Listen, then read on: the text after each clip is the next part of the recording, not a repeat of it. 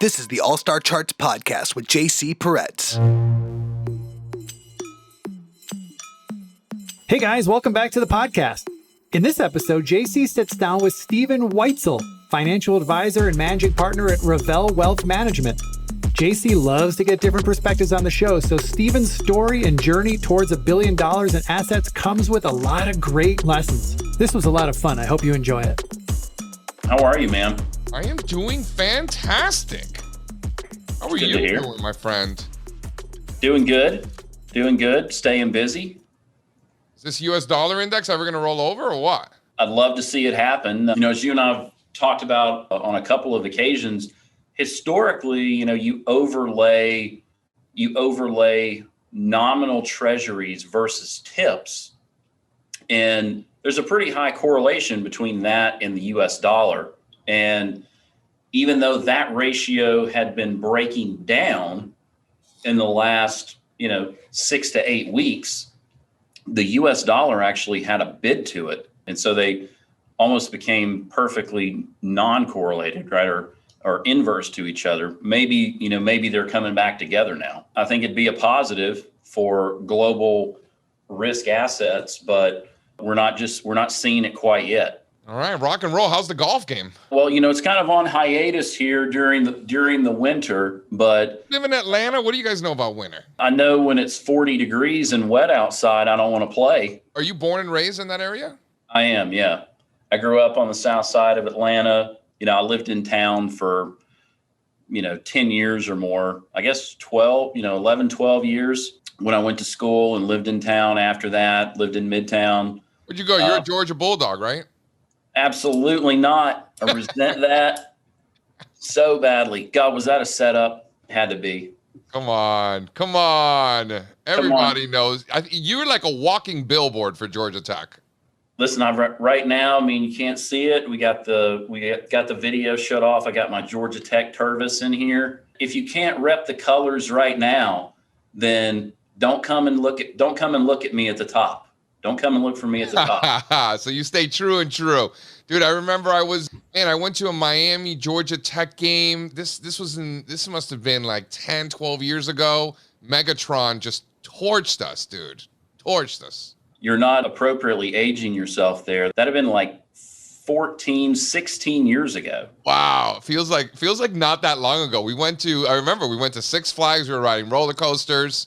I remember the Canes lost, but we made ourselves feel better by going to ride roller coasters. So yeah, 15, 16 years ago, yeah, you might be right in the Kyle Wright years for the Canes. 2006, right? That sounds right. Yeah, sure. 2006. 16 years ago. Wow. Holy cow. We're getting old, pal. I know. You're telling me. I got to get down to Atlanta. I haven't been to Atlanta in a minute. I was down in Atlanta for the Olympics back in 96. My dad worked for Delta. And so we, traveled a lot when I was a kid. And when the Olympics were in town in 96, my dad was like, we're getting out of here. We got as far away as we could. We went to Alaska. That was my first trip to Alaska. I fell in love with it. I've been back 4 times. Yeah, I wasn't here when all that was going on. Wow. I remember well. Alaska is awesome, by the way. I need to go heli skiing. They have like nice programs out there where they take you up on a helicopter. You go skiing out there on a glacier and stuff like that. It's pretty sweet.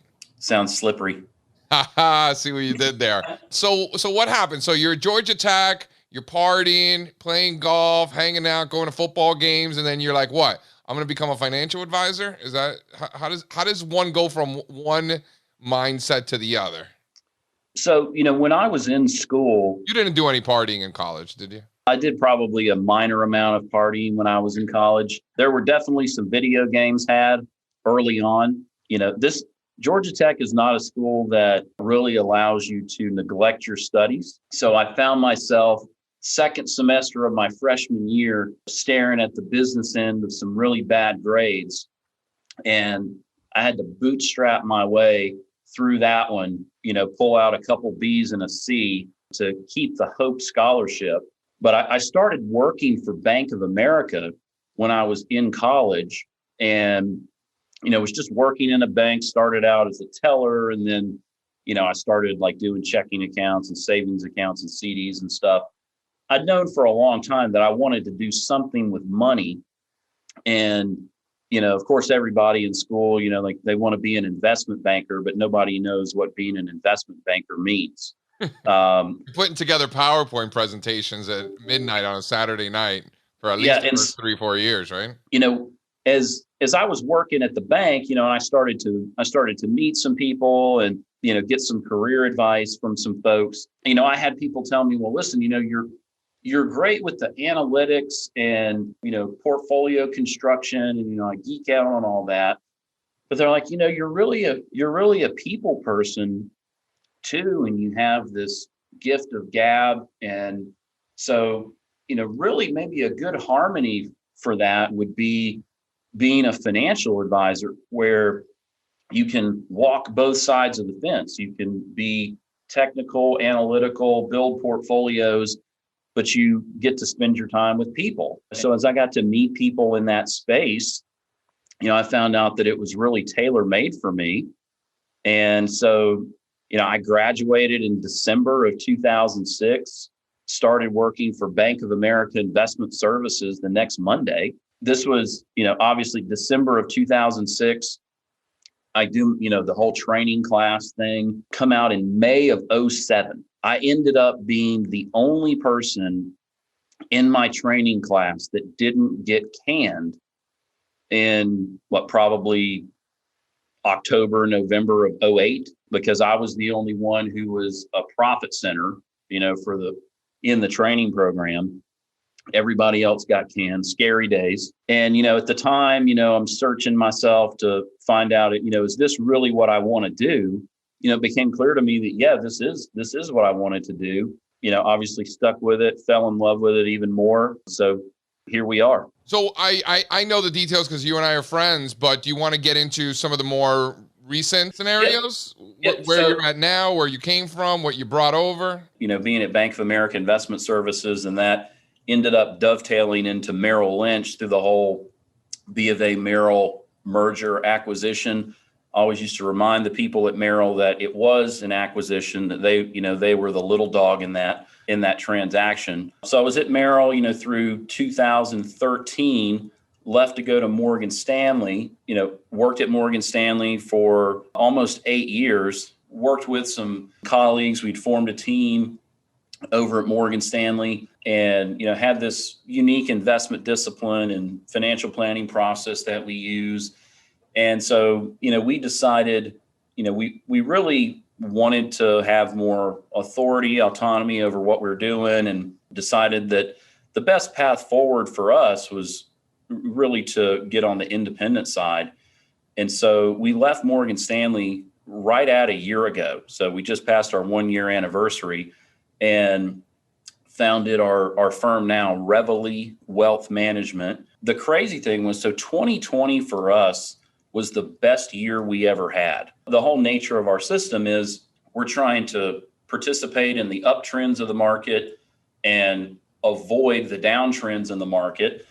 So, we're by and large out of the market at the end of February 2020, have no idea what March holds, but you look back now and you're thankful that you missed it. Started getting back in April, May of 2020, continued to ride the trends higher through the election, even though there was a lot of concern and consternation that people had. And we had to remind them that, this is about process over prediction. And, we're not going to try to guess the outcome of what happens in this particular environment. And even if we knew the answer, how would we know exactly how the market was going to respond?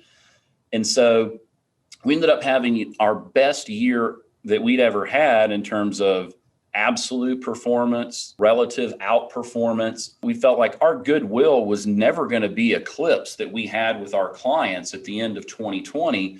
And so the timing ended up just being perfect for us to, start our own firm. And we left on January 15th, 2021. And within 90 days, we had 100% of our managed assets landed with our new custodian. They looked at us and they were like, the fact that a non-protocol move could pull that off, because we couldn't solicit anybody, per the terms of our employment agreement with Morgan Stanley. They're like, that is absolutely unheard of.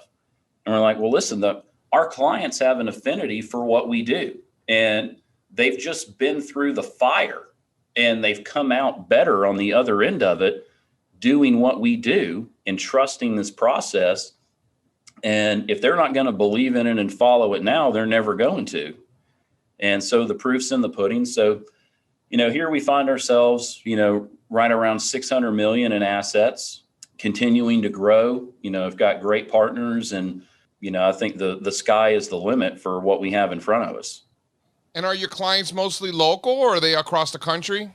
They're scattered about. I mean, obviously, traditionally in wealth management, there was always kind of this geography or territory that kind of marked where your clients were. And I think this was part of our success and I'm sure as you're aware, our industry is typically a terrible adopter of technology. And so when COVID happened, we were really quick to embrace digital. Everybody's on these Zooms now, and everybody else that's not in financial services, they had been on Zooms and team meetings, forever, not in the financial services world. And so we found a way to integrate that into our practice, and not just having one-on-one discussions with clients where you could be as effective on a Zoom meeting as you could in person, but doing monthly webinars where you're inviting all your clients to come in and listen, and we're telling them, hey, this is what's going on in the market. This is what our rules-based investment discipline is showing us of how we need to be positioned right now. And we're going to tell you how what's going on in the market is impacting the decisions that we're making with your portfolio. And so leveraging the technology or not being scared to adopt it into our business really allowed us to cast a much broader net for where our clients live. So now it doesn't matter if you have clients in California, New York, Florida, Texas, it doesn't matter. Alaska. No clients currently in Alaska. Get some write-offs for your trips. I can get registered in Alaska, and we'll be happy to onboard some clients from up that way. There you go.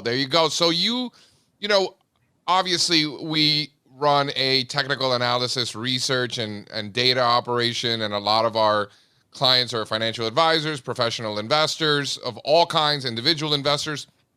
But we certainly talk to a lot of financial advisors across the country. You and I have known each other for quite some time. So I'm always fascinated by how financial advisors specifically incorporate technical analysis, the behavior of the markets, recognizing trends, how you incorporate all of those different aspects into what you do specifically as a financial advisor. You want to talk about that? I would say that the sad part of it is that most of them probably don't, period. And most financial advisors generally. Yeah, most financial advisors generally do not. But voodoo is my understanding. That's what I understand as well. So, but for me, obviously for you, and you're a big influence on me and my my market outlook, is that now that I've kind of seen the light, how would you ever do it any other way? And so I always wanted you could be a masochist, for example. Right?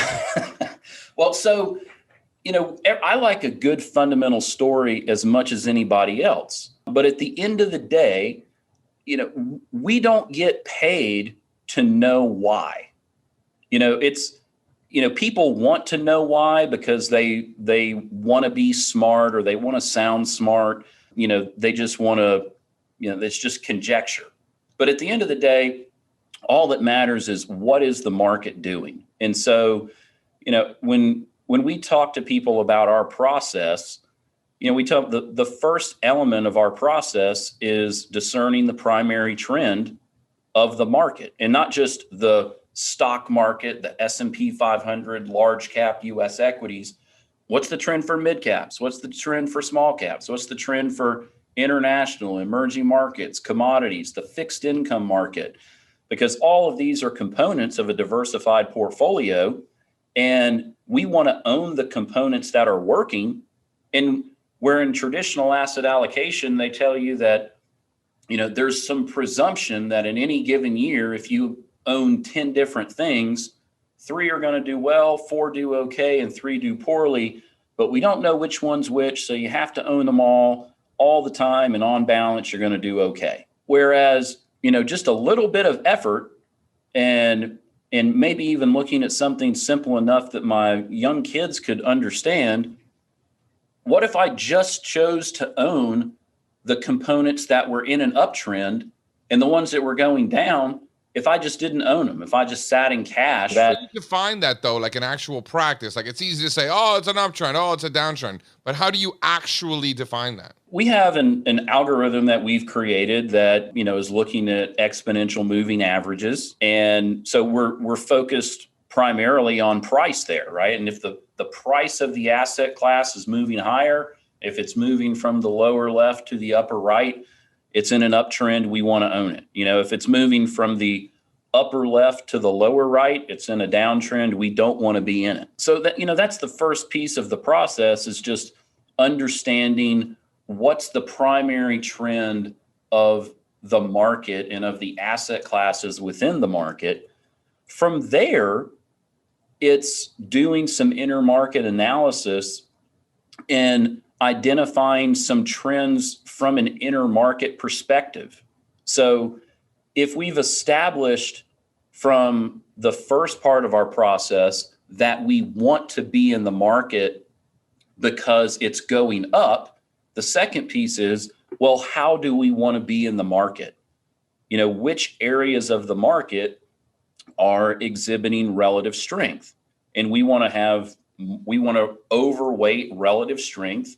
And so we'll look at something, just as simple as growth versus value, small versus large, domestic versus international.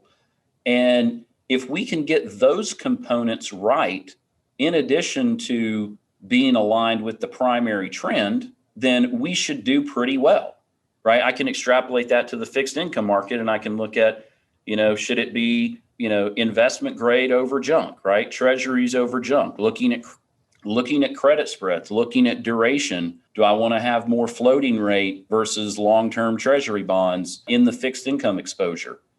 And so there are probably 5 or 6 intermarket ratios that you can look at as a supplement to your primary trend analysis. And then you use the information that you get from that to say, okay, what vehicles are now going to be used to construct these portfolios?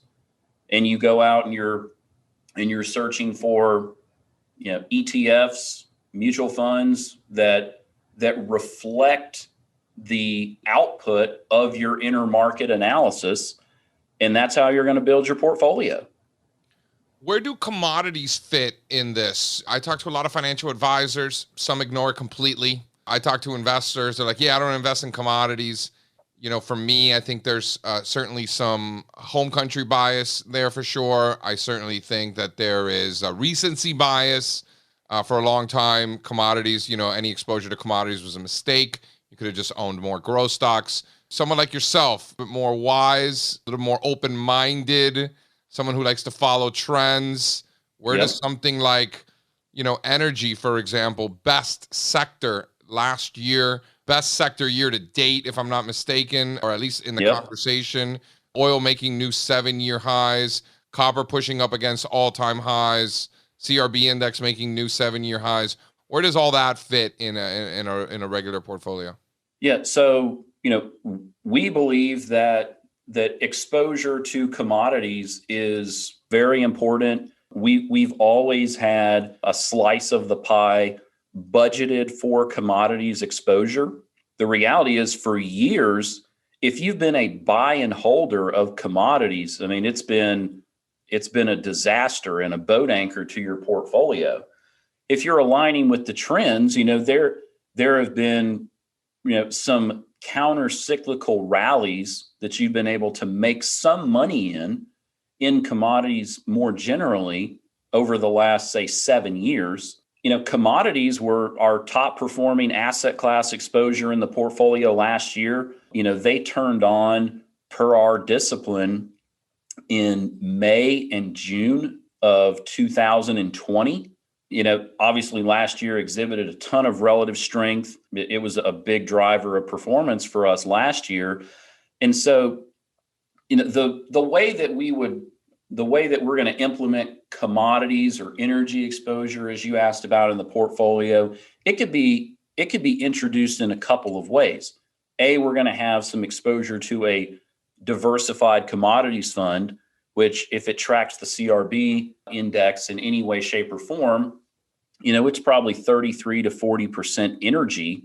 So that's a pretty high weighting to those underlying commodities themselves. Yeah, not enough orange juice there, Yeah, that's right. You can't win them all. Oat's best performer of 2021, oat futures. Listen, I'm gonna consider the fact that we were not overweighted those areas as us feeding the ducks, right? We're not going to catch them all. But as far as having exposure to some of the commodity-centric equities, energy as an example, you do some relative strength analysis over, the last probably 15, 18 months, right? And, growth versus value has been messy. As I think back to when we were still at Morgan Stanley, this was kind of late summer 2020 that, we're looking at growth versus value from a large cap perspective, even from a small cap perspective, very extended, even above the 2000 highs in that ratio. And so our thesis at that point was we probably need to eliminate or greatly reduce the explicit growth exposure we might have to large caps. And, we're going to look for confirmation that we want more value in the portfolio. And so, those are still the areas when I look at our portfolio strategies right now, we've had a number of things that have turned off because they've entered into downtrends, but the things that remain turned on are the value-oriented segments, large cap, mid cap, obviously still own commodities. That's where the relative strength has been this year. It's where the absolute performance has been this year. And so it's not a surprise that our inner market analysis that leads us to say, I want to be more value-oriented. Well, you're going to pick up more of the energy names there. You're going to pick up some of the dirty industrials when you go there. My responsibility here is I don't have to be a stock picker to go in and say, I want to own Chevron or Halliburton or, ConocoPhillips necessarily. If I'm simply following the inner market analysis and I'm making some changes stylistically to the type of equity exposure that I have, naturally I'm going to pick more of that up. What about globally? What about international? I mean, we talk about the exposure that the United States has to growth behind Taiwan. We ran the numbers behind Taiwan. The United States is number two, right? Yeah, I saw that. Most exposure, which surprised me. I figured it would be up there, but I didn't realize it was number 2.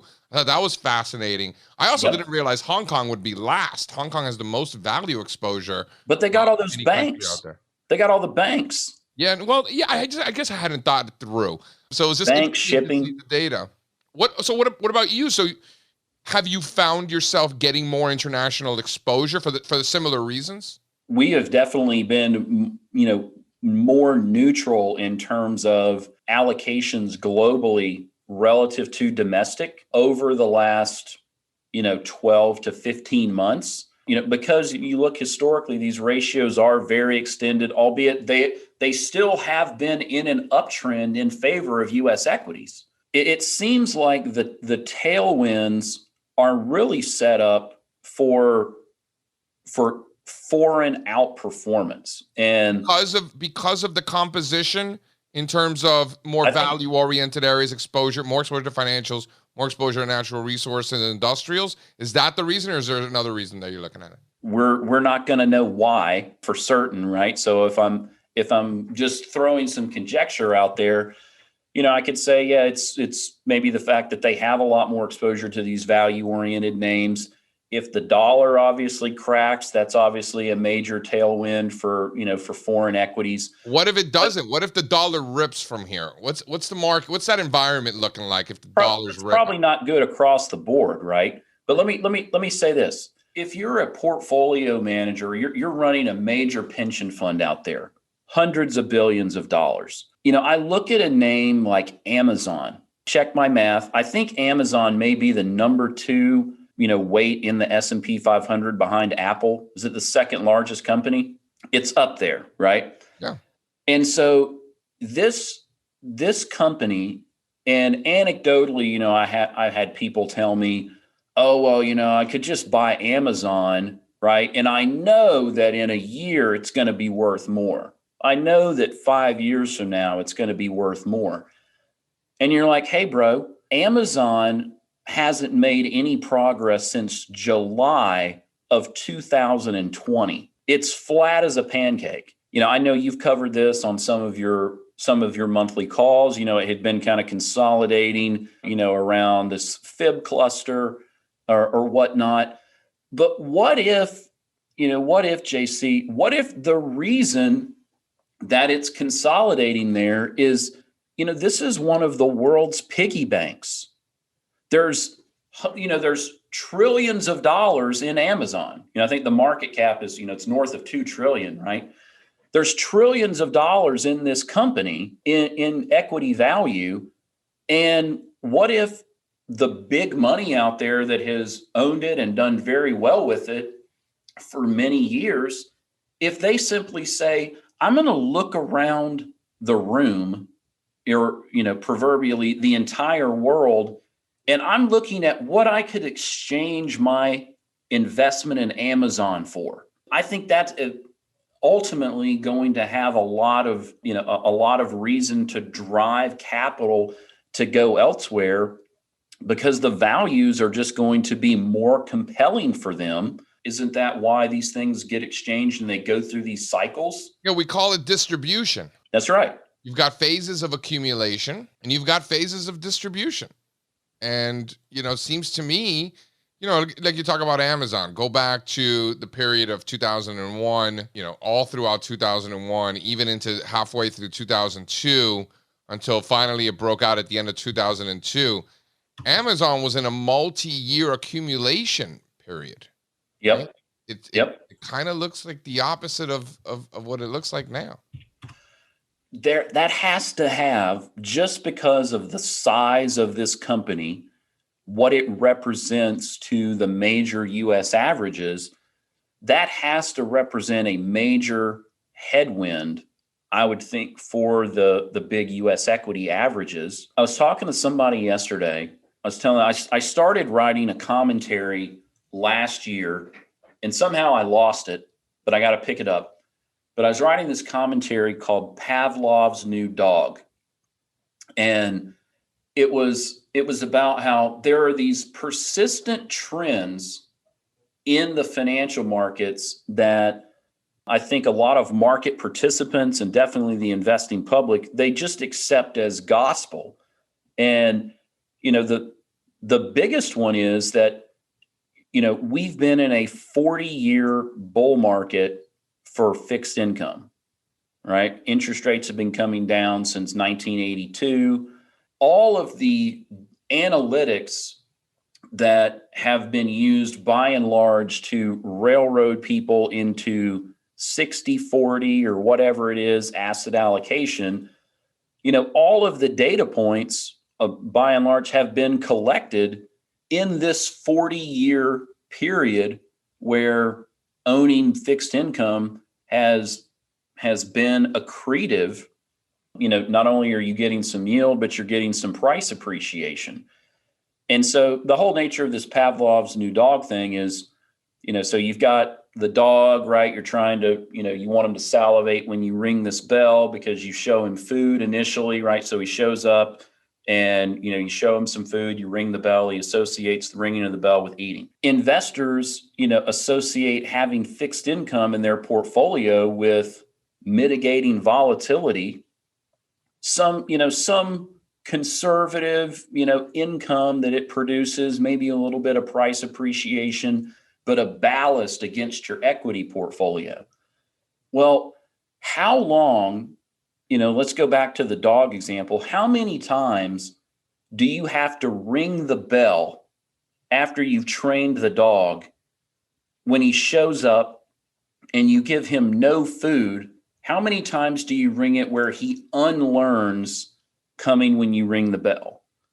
And, I think for investors, it's probably going to be a long time, so on a shorter term basis, you could say U.S. growth stocks, which have been on fire since 2009, 2010, had a decade of, almost no down years. And I think that might be true.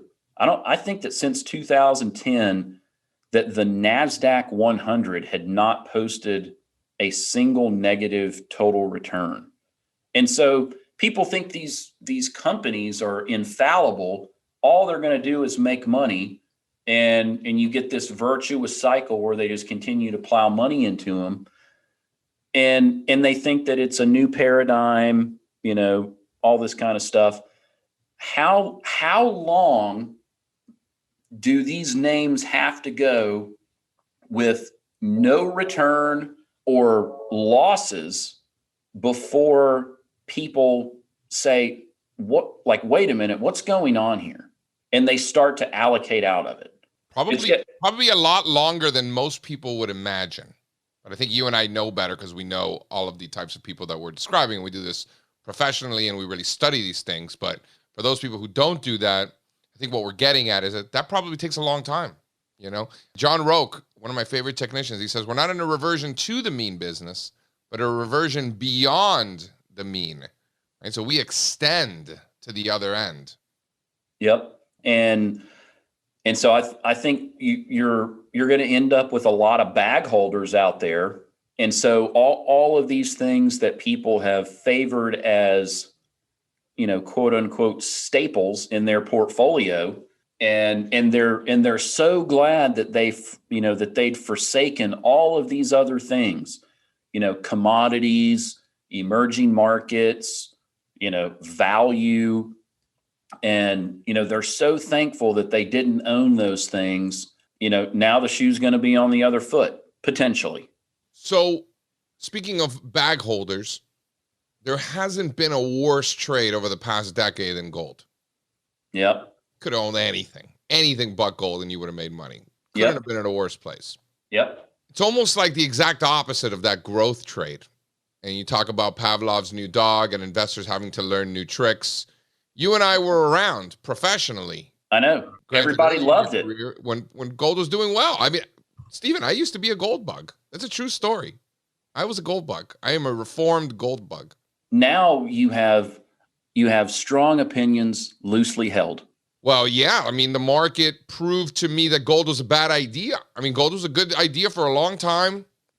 That changed. When did that key support break? Was it 2012, 2011? Yeah, I'll tell you exactly. Finally broke that. I'll tell you exactly when it happened. It was April of 2013. Yeah.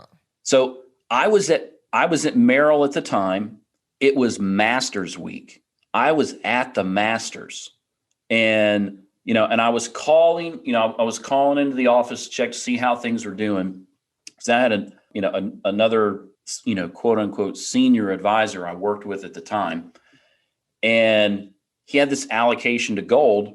How could you not have had an allocation to gold at the time? Because everybody thought that gold was the answer for everything. Oh, it's like having allocations to U.S. growth stocks now. Correct. And so gold had done so well for so long, about a decade, by the way, so about the same amount of time. Sure. So this thing breaks Masters Week, and it's evident. Like, it was down, we got right to that support level, and it's down 5-7% every day, a couple days in a row. But the first day, it was obvious. And I remember calling and saying, we got to go. We got to get out of this thing. And, he was hell bent and determined that we were not getting out of it. So he was ignoring price, obviously. Well, he ignored a lot of things. And so I I decided after that, I was unhitching my wagon there, and I was going to go. That's when I left Merrill and went to Morgan Stanley And this is a good, by the way, this is a good lesson for investors in general. If you recognize a stubborn manager that is in control of your assets, that's a big problem. Yes. Isn't that a great, like you saw it firsthand as an employee or a junior partner or whatever it was, but for investors, right? I think it's important to recognize that, be aware. Like, do I have a guy or gal who's stubborn and not willing to be open-minded and change their mind when the market clearly proves their thesis to be invalid? Are they willing to move on? And if your advisor is not, and you have a lot of stubbornness there, I think that's a problem. I think as investors, we need to be aware of those things. What about this idea? What about you have the stubborn advisors out there, as you would call them, that maybe they have, rightfully they've kept their clients in some of these trades, right? Because there've been painful drawdown. There are people who still own gold in their portfolios from the last cycle 10 years ago. It's just still own these garbage like what are now turning into penny so stocks. There are some people out there, advisors out there, they've got a bunch of exposure to these U.S. growth stocks now. There have been some painful drawdowns here over the last, several years, and they've kept people in. They've told them, hey, you got to hang in there, ride it out, blah, blah, blah. And it has come back, to this point. And so every single time it happens, right, whether it's early 2016, whether it's the fourth quarter of 18, COVID, going into the U.S. election, every time they use it to reinforce, you've got to stay in there, and we're so glad we've continued to hold these. And I think the bigger issue is the fact that not only do you have some of these stubborn managers that's just kind of their default position, but what they don't recognize is that the environment that they've been in has been conducive to supporting those things. What if when the environment changes and they retain the same stubbornness, that's when somebody's going to get hurt? So what's the solution here, right? To quote my good friend Phil Perlman, Perlman's always talking about how everybody, is an expert at the descriptive process. Everybody's an expert at describing what the problems are, what the issues are, but very few people focus on the prescription, right? What is the solution as a financial advisor, knowing you're talking to investors right now that are listening, what's the solution? Besides keep an open mind and follow trends, like from practicality, what do you think the real secret sauce is? Well, of course, the answer for investors is to pick up the phone and call Reveille Wealth Management to have a discussion. Boom. Shameless plug. I like it. So, but the reality is, I think that most people in this business, advisors, they do it, call it the old-fashioned way, right? Where they asset allocate, they buy and hold, and they rebalance. And that's all that they're ever going to do. And I think that clients are really waking up. The story behind the name of Reveille is that it's a wake-up call, right? That we don't have to do things the same way that everybody, that the industry does it. And I think people know that there has to be a better way out there where I don't just have to be in the market all the time. And, and there are going to be some times where I definitely want to be in. There are some times when the best answer is to be on the sideline. Take a breather. I love the piece that Willie put out a couple weeks ago where he was talking about, how the NBA has it right? And that the best players, they spend time on the bench and they get a breath. Investors, they really should do it the same way, that there are going to be times where take a breather. You don't have to be in the game, all 48 minutes. And so that is where, things really need to change in the investor's psychology, you don't have to take all the snaps. You don't have to play all the minutes, but you need to have, importantly, you've got to have a process that you use that helps you delineate, when do I need to be playing? When do I not need to play?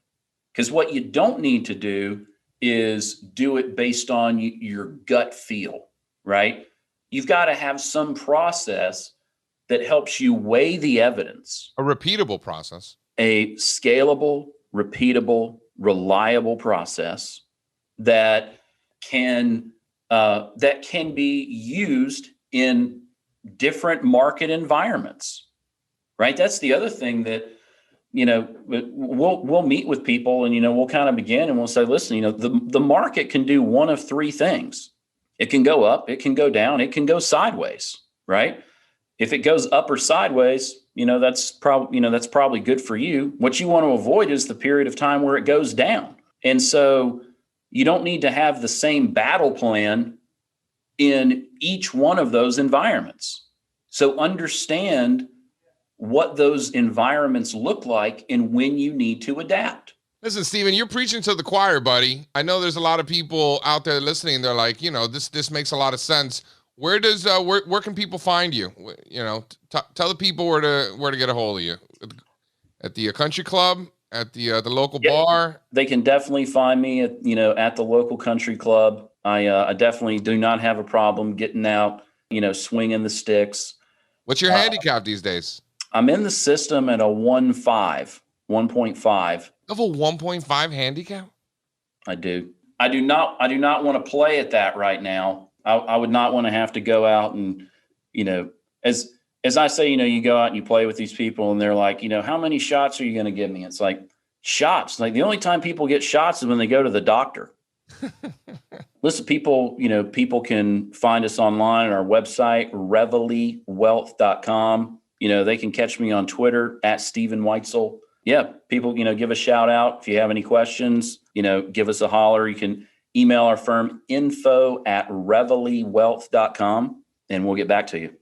And I encourage everybody out there, to do so. Give Stephen a call. I always appreciate his thoughts. We always get a good chuckle when we're on the phone together and everything like that.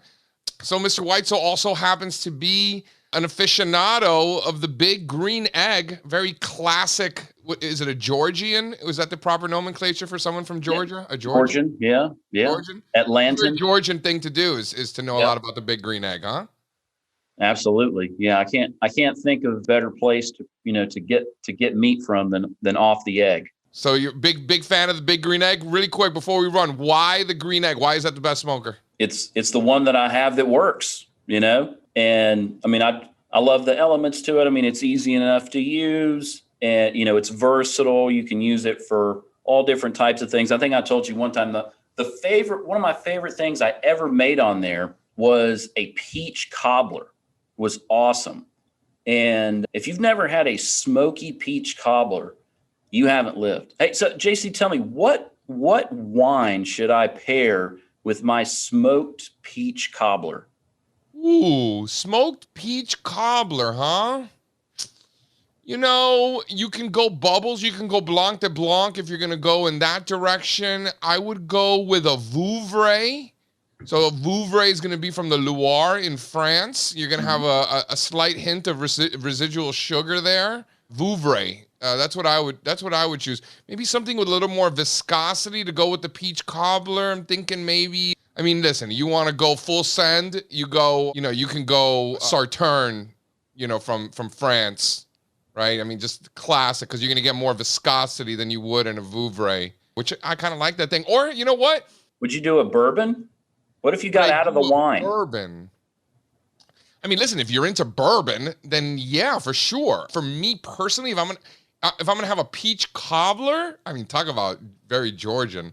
If I'm going to have a peach cobbler, I'm not going to drink a bourbon. I'll save the bourbon for afterwards or before, right? Like maybe have a bourbon, then have like a glass of champagne with appetizer, and then work my way there. But I wouldn't have the peach cobbler with a bourbon. Unless I'm with you and you're like, let's crush some bourbons and peach cobbler. In that case, I'm like, yeah, whatever, let's go. That's right. Well, listen, whenever you visit, I'm going to have the smoked peach cobbler is going to be the last, like after we take, the butt or something off of the egg. The best protein. Okay. So you went, we're talking about a smoker here. You go straight to peach cobbler. What's the protein? What's your favorite thing? You got one meal to make on that thing. You got all the time in the world. So time's not an issue. You got all day. You got nothing to do. What are you making? I mean, I'm making some type of pork. You're going pork, not beef. Yeah, I'm going pork, not beef. I mean, butt, not ribs. I've had some incredible brisket off of there, but I'm going pork. But I'm telling you, I mean, it's hard. You know, do you go butt versus ribs? I'm saying the baby backs on there are so good. Nice. They're so good. After a good smoke, right? You take the plate setter off for just a minute, and you drop the the grate back on there, and you get just a little singe, direct heat. You get a little bit of char. You pull them off, let them rest. Dude, that is really good. Well, on that, we'll leave it there. Ladies and gentlemen, Stephen Weitzel, give him a buzz. We'll put all his contact information on the show notes. This was a lot of fun, man. Let's do it again. I appreciate it. Thank you so much. Thanks, everybody. Waiting for my cobbler in the mail, by the way. I don't know how well it's going to travel. We'll figure it out. You'll figure it out. You're a smart guy. All right. Appreciate it. Adios. See you, man. That's today's episode. Thanks for listening. Big ups to Stephen Weitzel for coming on the show. Make sure to give Stephen a follow on Twitter and check out Reveille Wealth Management. We'll include all the links in the show notes. You can also catch up on all prior episodes at allstarcharts.com/podcast.